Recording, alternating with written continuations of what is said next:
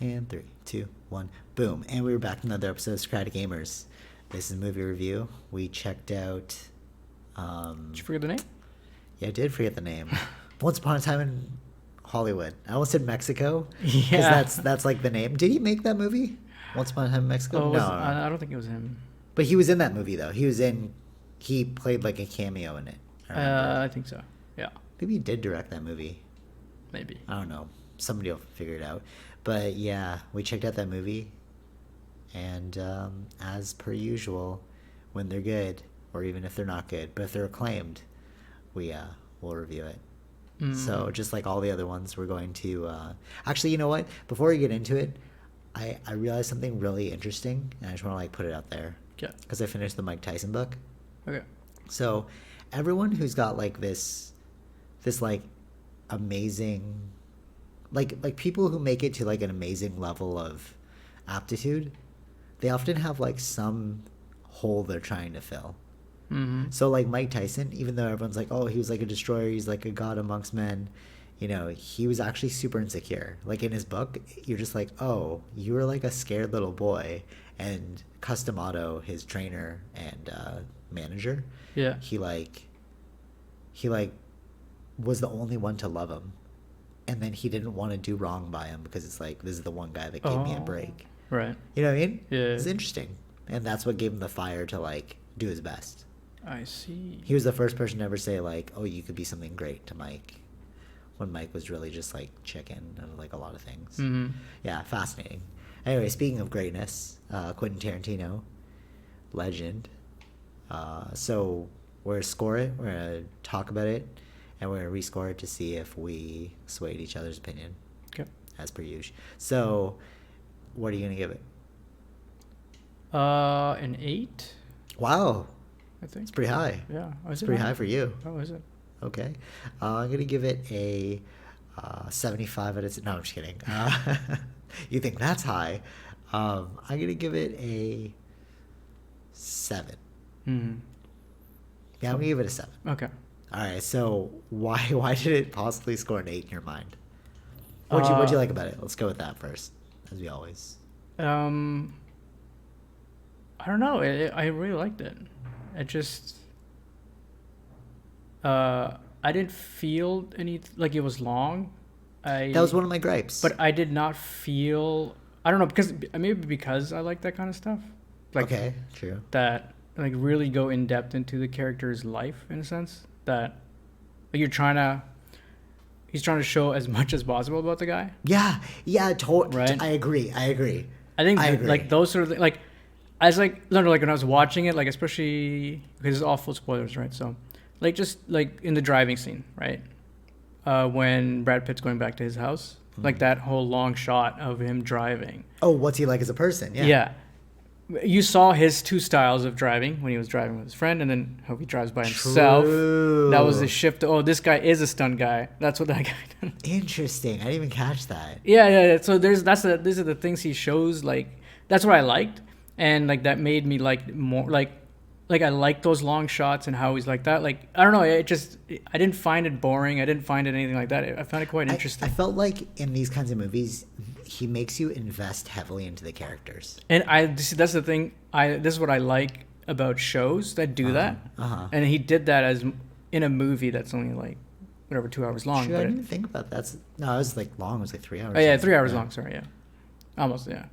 So like and because there's a limited cast in a sense, it's only basically 2 people. Right. And you focus mainly on them the whole movie, so you get to understand their ups and downs in a bit. True. Yeah, Margot Robbie, that was like a total bait and switch. Like they had her like throughout the entire interviews, and like they have her on the poster, and she's not even really she's a main character, but she's not like a main character. It was very like, it was almost a bait. The reason why I call it a bait and switch is because they made you believe that something was going to happen to her, and then nothing happened to her. Right. It was all about Brad Pitt and Leonardo DiCaprio's characters. Yeah. You know, that's so funny because like when I first watched it, remember I was like, I don't like this movie. Mm-hmm. You know, because it was like so long and like it felt it just felt like a lot happened. Right. It didn't feel long, but it felt like a lot happened, you know? Okay. And like, but the next day I found myself like I couldn't stop thinking about the characters. And I was like, oh, that is your skill, Quentin Tarantino. Like, you embedded these people into my mind because you made me think that they're like real people. Like, I lived their life. Like, that's the thing I like about movies. Like, when you watch a really good movie, you forget about your own life and you heavily invest in this other person's life. So it's kind of like you're like living an alternate life, you know, like a different reality. Yeah. Like, what would it be like if I was that guy? And like really good movie directors and like, you know, people who write movies and stuff, they're able to make you feel that. And I feel like Quentin Tarantino is like a master at doing that. Right. Yeah. You know, like for all of his movies, he really pulls you in. But it can be pretty dragging. Like you gotta be. It's like it's a Quentin Tarantino movie. You know. Yeah. You're like, I'm about to get into this. But yeah, I really liked the juxtaposition between the two characters. Like one guy was so heavily like self-obsessed. Yeah. And then, like, which is Leo's character. Yeah. And then you have like Brad Pitt's character, who's more about like living life. He's more experiential. Yeah. Whereas like Leo's character is more cerebral. You know, he would like overthink things. You know, whereas like when Leo's character was letting Brad Pitt go, and Brad Pitt's character was like, all right. Right. Yeah. Like he was sad. Yeah. But it was more like okay, and then like they said.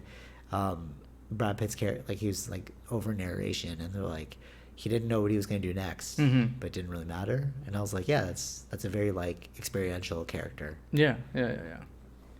He's like he's ruled by his emotions, whereas like Leo, yeah. Oh no. Brad Pitt's character, whereas Leo's is ruled by his head.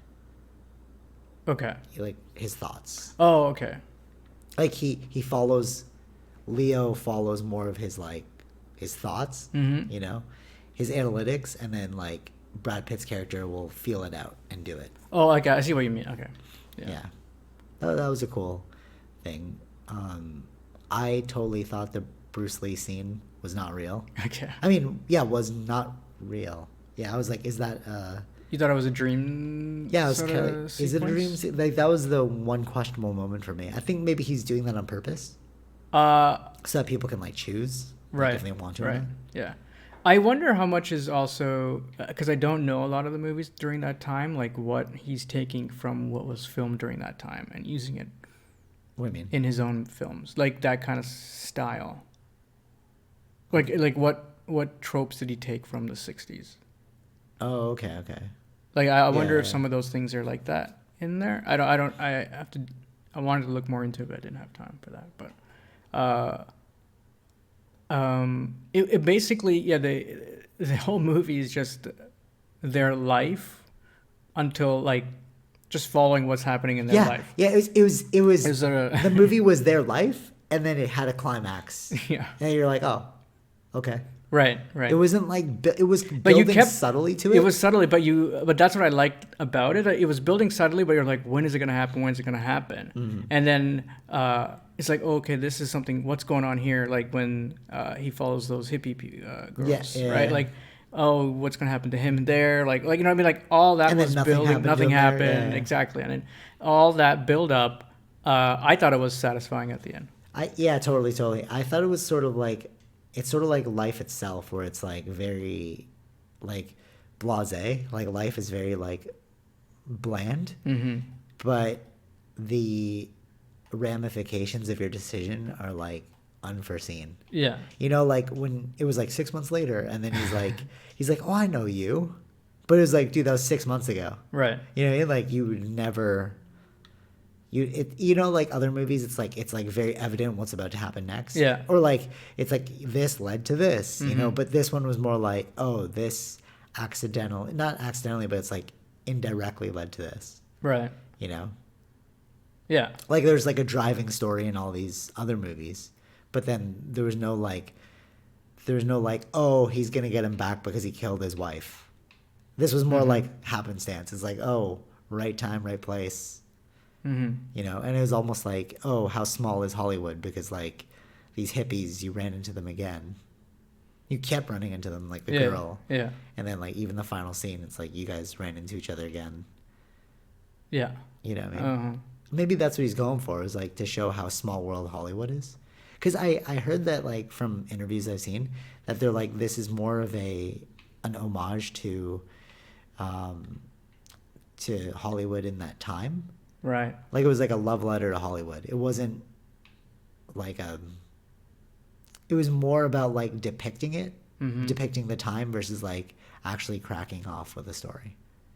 Yeah, it was. Which it makes was. sense, you know? I did see some where he said, like he tried to remember whatever he could from when he was a kid about. Yeah, exactly. Yeah. Well, one of my favorite scenes in the movie or like interactions was Brad Pitt and his dog. Yeah. So, tell me why I was so scared at the end when like the guy was pointing the gun at Brad Pitt and then Brad Pitt was like high on acid. And he pointed his like fingers in a gun formation. Oh my God. I was like, please don't shoot off his hand. Like, cause like you don't hold that against freaking Quentin Tarantino. He might do something crazy. Yeah, right? that's right. But like usually Quentin Tarantino doesn't like mess with his heroes, you know? He likes it when the heroes are like heroes, you know? And I love how like Quentin Tarantino, he always does, like those overkills for people he hates. Like in Inglourious Bastards, he hated the Nazis, right? Right. So it's like he overkilled them. Yeah. In this one, he brought back the Nazis again, overkilled them, and then the Charles Manson people overkilled them.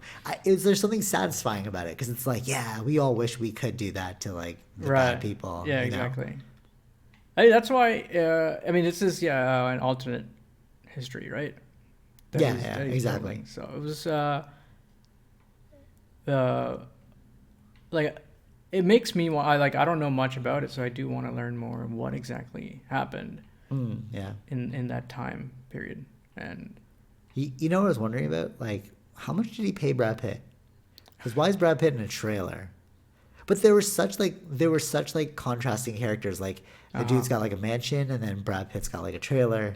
Right. But then they're like the best of friends, right? He's like, oh, do you want to watch my, like they're really like good friends, right? Like he's like, hey, do you want to come in and watch my like FBI thing? And he's like, of course. I thought we were just going to. And I was like, oh, that's so cute. Like, right.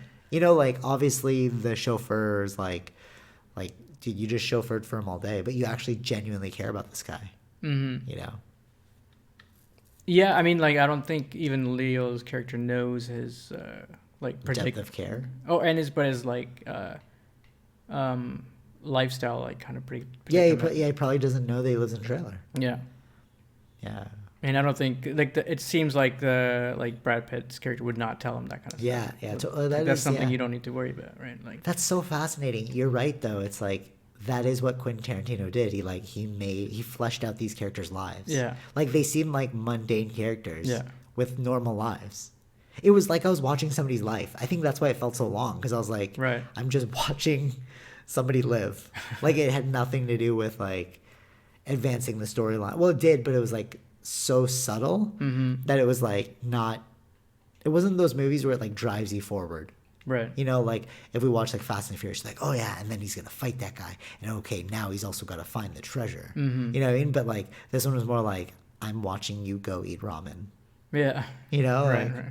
Or in this case, it was craft dinner. You know, like that interaction with him and his dog was so like normal. Yeah. You know, and you're just like, wow, you really built this character well. I mean, that's why I guess I left. Like Satisfied. That. Yeah. And that is what they said. Like Brad Pitt and Leonardo, he's like Quentin Tarantino really like is super meticulous about everything. Like when they were doing the scene and they were like when they were walking around like old Hollywood and then like they'd go to a comic book stand, there'd be like old comics.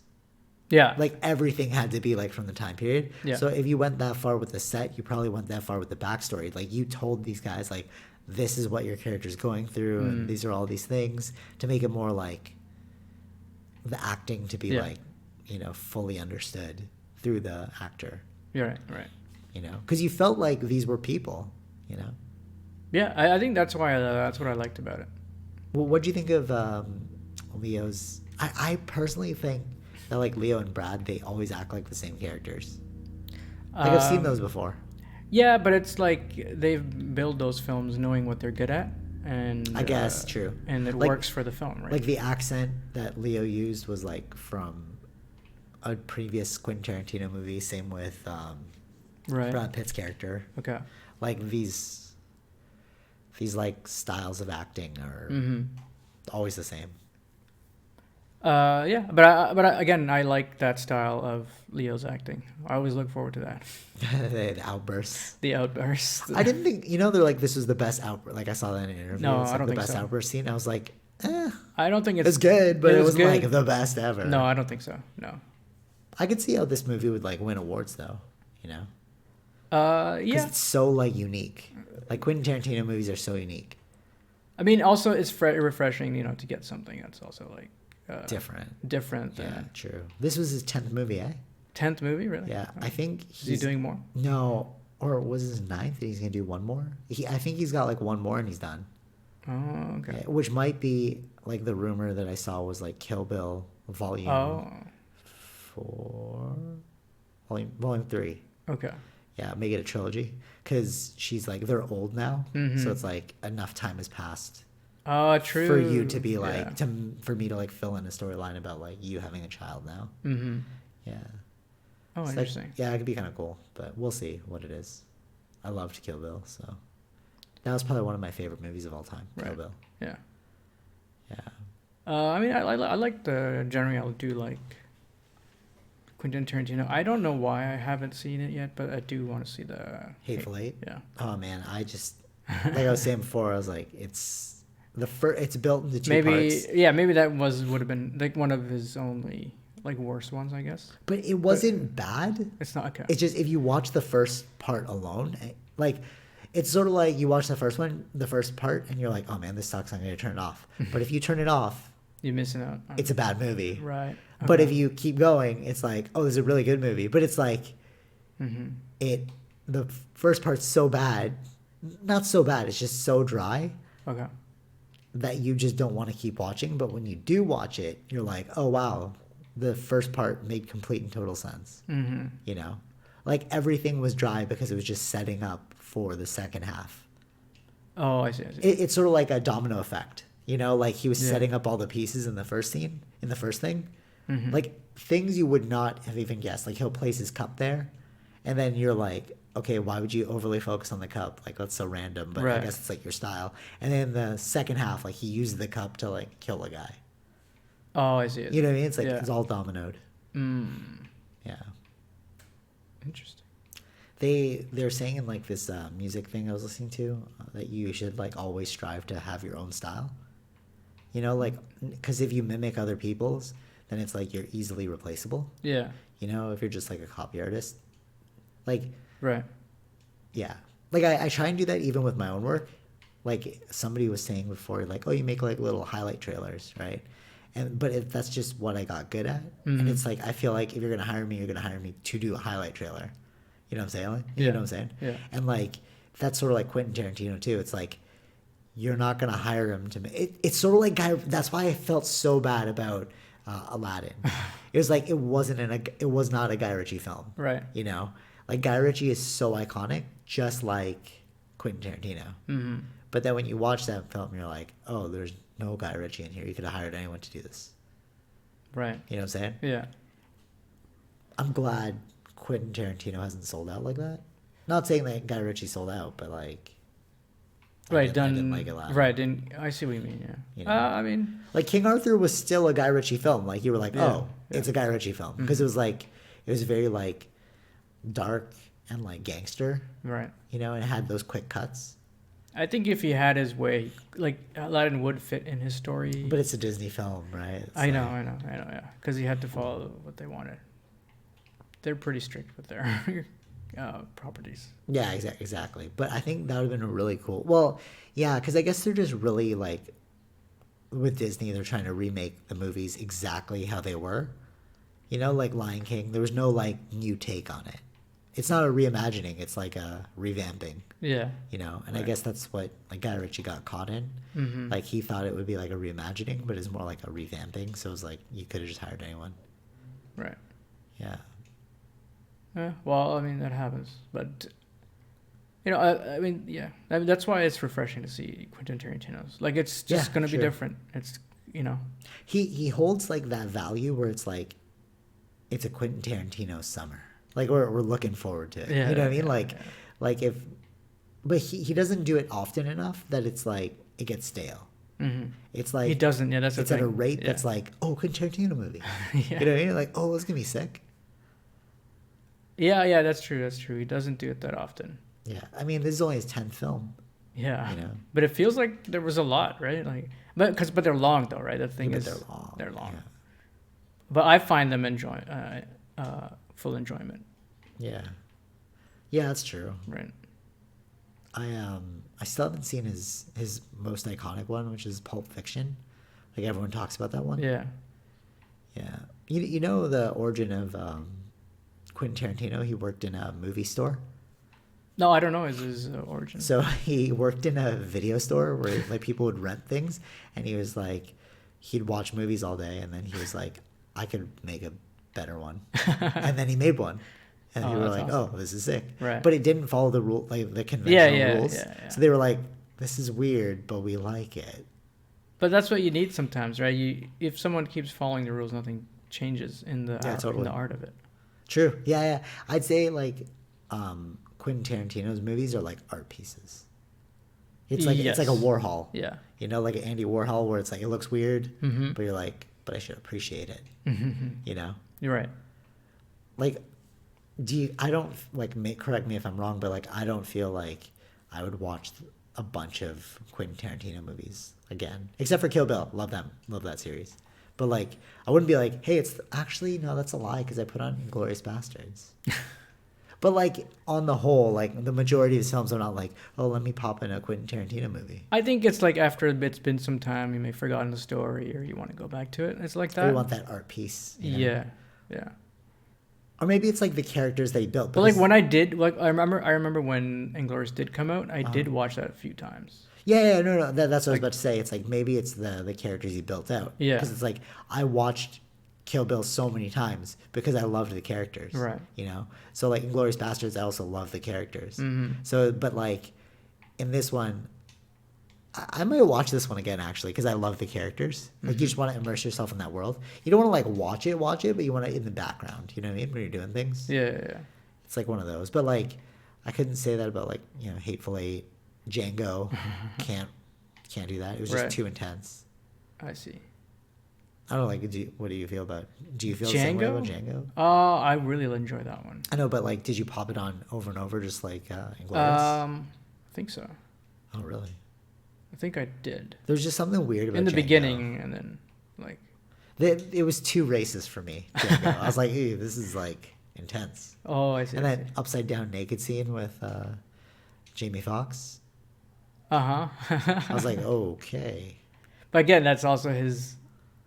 That's a style. No, totally. That's his style. But, no, but what I'm saying is like, again, changing history, right? Totally. But what I'm saying is like, I wonder if these, like, for somebody who's more invested in the characters, like would they play it over and over? Like if you're like you know, Black Lives Matter big fan, would you like play that over and over? As like this is my jam, you know? Right. I don't know. I mean, you'd have to ask them, I guess. Like I watched Kill Bill over and over because of the martial arts aspects of it. You know, she like went training and stuff, and she's like an assassin. Yeah. You know. I see. Yeah. Yeah. Anything else? What did you hate about the movie? Nothing. I don't think I hated it. Oh, really? I don't know. I really didn't have any gripes with it. It's just like when you go to it, it's like one of those, you know, it's Quentin Tarantino. You know what you're getting into. Yeah, it's another all Quentin the Tarantino negativities are epic. Actually positivities. It's another Quentin Tarantino epic. Or true. And then I just enjoy the whole thing. I don't know, whatever it is. True. Yeah, that's true. It's like even it's sort of like there's this thing in Japanese, in Japan. There's this thing in Japan. It's called Kaizen, and what it is, I think it's called Kaizen. Basically, they'll break a pot and then they'll put it back together with gold. Okay. And that adds value to it because the whole idea is like the imperfections are what make a piece beautiful. Mm-hmm. So it's sort of like all of the imperfections in Quentin Tarantino's movies. Right. It's like we accept them as positives because it's a Quentin Tarantino movie. It's like the Andy Warhol, you know? Yeah. He's the Andy Warhol of movies. Mm-hmm. Yeah, true. Because, the first thing I thought is long, right? Yeah. But, and I was like, oh, that's a negative. But then the fact that I was thinking about the characters, I'm like, oh, it did its job then. Because the length made me invest in the character. Right. Unknowingly. I didn't feel like, even though you could tell, shots are long, but, the overall movie, I didn't feel bored in any way, actually. I felt like it was long, though. I was like, damn, this is a long movie. I didn't feel that. I didn't feel really? Yeah. I enjoyed those long shots. I don't know. It's just but that's his style. You know how the awkwardly long pause when he was going to see the guy. Yes. Remember the guy that was in the house, and then he's like, it took forever just to get go in see there? the guy. Whereas other movies, they'll jump in there. Right, but he was trying to build build something up, build something that would something might happen. The whole he's teasing the audience here. He said this in an interview, and I thought this was really cool. He's like, as a film director, I'm actually a conductor for the audience. I make you laugh when I want you to laugh. Yeah. I make you stop laughing. Yeah. You know? Very true. Right? And I was like, that's true, because he did do that in the movie. He built so much suspense in that one scene, and then nothing happened. You're like, oh, okay. But maybe that's what he was doing to us the whole time. He was building on our suspense so that the final scene would be much more epic. Yeah. You know? That's what I think, yeah. I really like that Brad Pitt smoked the cigarette with acid. I was like, that's cool. I forgot about that But see, that's the way they did it. It's those innocuous things. Yeah. You know what's funny? When he's it's so funny because I know Quentin Tarantino's movies because he did that in Hateful Eight. Yeah. So it's when they're like, oh, I'm just going to put this over here. I was like, okay, that's going to come back. And that's going to be special. Oh, I thought it was going to be Leo smokes it accidentally, but nothing like that. No, I was like, that's going to it's going to No, of course it's going to come back. I mean, a lot of the movies do that too, right? There's... But he overemphasizes it. You know, that whole scene of they talked about the cigarette dipped in acid, and you're like... Yeah. So they're going to have to do it. But it's not like you're overly doing it that you question, is this going to be important or not? Right. You know what I mean? Because everything was like that. Yeah. You know? No, but I just... It's not like I totally forgot about it as the characters were. Right. Because it's 6 years... later, right? 6 months later. So 6 months later. Oh, I didn't even think about the cigarette or the acid cigarette anymore. And then they're explaining what happened to them in Italy, or right? And then exactly, yeah. But see, maybe that's his genius. But that's what I'm trying. Yeah, that's a good way to it makes things seem so innocuous. That's what I'm saying. If you watch Hateful Eight, it's just like that. That whole cigarette scene is the first half of Hateful Eight. Okay. You're just like, why am I watching this randomness? But then everything makes sense as the second half. Right. You know what I mean? Yeah. I really liked how the characters you felt like I was like, I'd like to chill with that guy. You know, you really got to know them, and they felt real. Right. You know? Yeah. Leo's acting is super. He always acts like the same character, yes, but that character is so superb. How crazy he always plays. You know? He always plays those lunatic characters. Yeah. But they're so good. I love that little girl. She's oh, that was a good scene. Yeah. That was a really good scene. She was totally his foil. You know? Yeah. I love that scene where it was the long take, and they were filming the acting. Oh yes, and then all of a sudden that was really cool. And I was like, oh, that was sick. Yeah, because it was why am I watching this long freaking take? They're just practicing their lines, and then all of a sudden it's just I forgot the line, and you're like, what? Exactly. So you see that these sort of things that's something different, right? You're watching a movie of a film, you're watching a movie of a movie being made. Yeah. And then. And you're like, you're basically in the director's seat. And then he's like, I messed up the line, so can you rewind back? And then the camera pans back the same way that... Sick. That was really cool. Yeah. True. Yeah. True. These are the different, like, yeah, I guess. So that was really a maestro moment. How like Quentin Tarantino was saying like, I will make you feel this at this moment. I'll make you feel this. Yeah, like, yeah. My job is as a director is to conduct the audience. Right. And I was like, true, because like you had me going like, why am I watching this? It's like so long. He's not gonna mess up his lines. He practiced them. And Well, messed up. You're like, damn. I knew that something would happen because of the trailer, but like, True. Yeah. because I remember the trailer. Right. Right. Like, okay, But I didn't like, expect it from see that scene because it was so spot on. Everything was spot on. Yeah. And then all of a sudden he just forgot. And you're Right, like, damn. right. Yeah. That was I like that. And then again, you heavily invest in the character. Yeah. Because you're like, oh, I want to see you succeed. Mm. You know, and he does succeed in the end. I love how it's like once upon a time in Hollywood because it was like a fairy tale. Because like a happily ever after. Yeah. You know what I mean? Like even naming it that, it's like it's a happily ever after. Mm. Because the final scene was like he got everything he wanted. He didn't die. Yeah. And he got his acting career resurrected. Yeah. Potentially. And like and he was able to go to that house, that the neighbor. And Exactly. That's what I mean. So it ended off good for the characters. Yeah. Yeah. Happily ever after. Yeah. Hence, once upon a time. With all the craziness at the end, but still ends happy. Yeah. Yeah. Yeah, it was really cool. I really like the final like kill scenes. I was like, damn, you're going off, but it's so satisfying to watch you go off. Yes. You know, because you hated those guys so much. You know, just like you hate the Nazis, and he just like destroyed the Nazis. Yeah. You know? I think it's a great Quentin Tarantino movie. Yeah, totally. Which is so interesting because it's like Quentin Tarantino paints it in like black and white, right? Like Nazis are bad, you know, humans are not bad.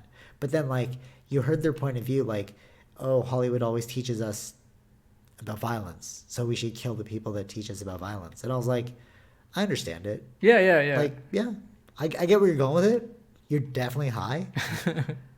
Maybe don't do that. Yeah. But I get your logic, you know? Right. But like I was saying with the Nazi thing, it's like, if you actually look into history, it's like we took the Nazis, well, not we, the USA, like for the Space Force, you know, they took their best and brightest. Right. So it's like, again, history's not black and white. But I love the way Quentin Tarantino paints it in black and white, because that way it's like you get a clear definition of good and evil, and you get satisfied at the end because you're like, evil lost. Yeah. Good won. Yeah. You know, that was his mastery. This is the way history should have been. Yeah, that's his mastery. Yeah. Well, it's technically how history is because the Nazis did lose. Well, no, yeah, I'm talking about specifically with this one. Oh yeah, instead of them killing everyone. Yeah. Maybe that is it with Quentin Tarantino. He doesn't just bring you into a world that you feel like you're actually in, but he simplifies the world to make you feel better about life. Because life's very complex. It's like shades of gray. There's no black and white. But Quentin Tarantino is a master at making things black and white. Right. To make us feel better about our lives. Yeah. You know. Yeah. Interesting. Right? Like think of it as like you're straight evil, and this one you're like, oh, you're evil, you should die, and then he kills them in a like insane way, and you're like, good. You deserve that, you know? Right. Whereas, like, if you watch Avengers, you're like, Thanos had a point, you know? Yeah. Like, it's kind of rooting for him. I mean, there is a path for both, right? You can There have... is, yeah. But see, that's like, you get ambivalence if you're, if you have both. If it's gray, you're like, I don't know which side I want to go on. Yeah. So it leaves you feeling like you're questioning everything, right? Yeah. But then, like, with these kinds of movies, it's like so black and white that you're just like, good on you, Quentin. Yeah. You made us feel good. Yeah. Right. All right, so final score? I'm sticking to the 8. Maybe I'll go at 8.5. Maybe. Ooh. I'll go 8.5. 8.5? Sure. I was going to join you at the 8. Oh. But I'm going to join you at the 8.5. Okay. Yeah, it's 8.5. You're right. Like, upon reflection, it was a really good movie. It's mastery. Yeah. Maybe I should watch like Hateful Eight again. Maybe it's like now that like I understand what he was doing, it's like mastery. Yeah. You know. Maybe. So I still have to watch it, so. Yeah, so maybe we'll check it out. Yeah. So definitely check out Once Upon a Time in Hollywood. It's not for everyone. I'm gonna say that Like if you Yes. don't, it's that's why I say it's like an Andy Warhol painting. If you appreciate art, you'll like the movie. Yeah. But if you're like looking for something specific, nobody puts a Warhol. Yeah, if you're looking for Hobbs and Shaw, what's that one? Hobbs and Shaw. Yeah. Yeah, I'm gonna check out Hobbs and Shaw though. No, I'm saying like if you're gonna, If you're looking if for that's the style you want, that's not what you're getting. if you're looking for a Walmart painting, head to Walmart. But if you want a true masterpiece, you gotta go for the Warhol. Right. But not everyone likes a Warhol. No. Yeah. Or not everyone understands it. Exactly. Yeah. But that's why he's a true artist, because art is not always understood. Yeah. But a true artist believes in their art and sticks to it no matter what.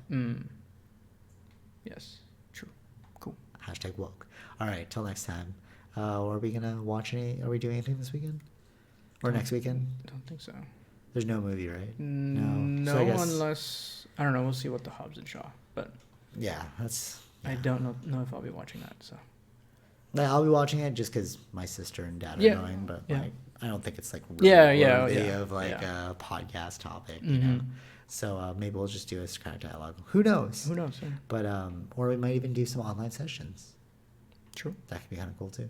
Yeah. Well, we will do a podcast regardless. Yeah. Yeah. Anyways, till next time, go watch Kill Bill Volume 1 and 2. Or just all of his movies. Some of them are more Warhol than not. Right. Like I feel like Kill Bill is like it's enough of a Walmart painting. Yeah, it's You know what I mean? It's yeah, like it's a Warhol that you buy from Walmart. Right. But like some of his other movies are straight Warhol, and you're like, I don't know if I want to buy this piece. I mean, yeah. Like just a quick thing was like with the audience and how they were laughing. Like you could, and like some scenes he added in just like because what they do in movies to get the audience, like to play with the audience. Yeah, that's what I'm saying. Directing. Like the Brad Pitt scene when he was fixing the antenna. He didn't have to be shirtless. Oh, that's so true. But he did it because I didn't even think about that. That's so true. Yeah, he took off his shirt and everyone's like, woo. yeah, that's the point. See? Hey, director. Yeah. He's directing the audience. Right. I like that. Cool. I wanted to say something. Oh, well, did you like Kill Bill Volume 1 and 2? At that time I don't know. I did enjoy them, but you gotta grow into the Warhols. Yeah, like I don't think I was that interested or into movies that way at that time. I don't. Yeah, you're like a super Warhol now. Like you're beyond Warhol. You're like a freaking abstract painting. After studying a bit of what film, after studying a bit of film. Because the stuff you watch, I just can't even get into. Yeah, it's you like, will not. No, I'm just like, nah, bro. I'm all about them Oscar types now. Yeah. But I mean, I like both. I can do both. It's just. But do you remember Kill Bill Volume 1 and 2 enough to like say which one you like better? No, because it's mixed up in my head. Oh, okay. Yeah. All right. Well, if you're listening and you know what I'm talking about, 1 was more Warhol than 2. Okay. But now that I'm getting older, I like 1 better than 2. Mm-hmm. 2 was really good, but 2 was more of like a standard movie, you know? And I think that's why I really liked it in the beginning. But now, like, I see the artness. Because, like, he went into, like, anime in number 1. Was that with the sword scene? No, that's number 2. That's number 2. But number 1... I don't remember... I can't remember the differences between the two. Or no. No, number 1 was the sword. Number 2 was the training. Oh, okay. I think so. Yeah. Number 1. I did like. I think number 1 was when she went to Japan. Like that's the one thing I remember. Like can't remember. Pretty vividly, fondly. I don't know. Yeah. No, yeah. Number 1 was she goes to Japan because that was her master in number 1. Okay. Yeah, and then number 2 because she used the sword, and then like it's a Hattori Hanzo sword. Yeah. Number 2 is where her master was Pai Mei, and that's how she got out of the being buried alive. Okay. But yeah, so I liked in number 1 how he went to straight anime for the Japanese scene. That was sick. Mm-hmm. So I'm gonna go with number 1 was better now because I'm into Warhols. Right. But yeah, definitely check those out. All right, just want to put that out there. Okay. Till next time, take it easy. Yes. Peace. Peace.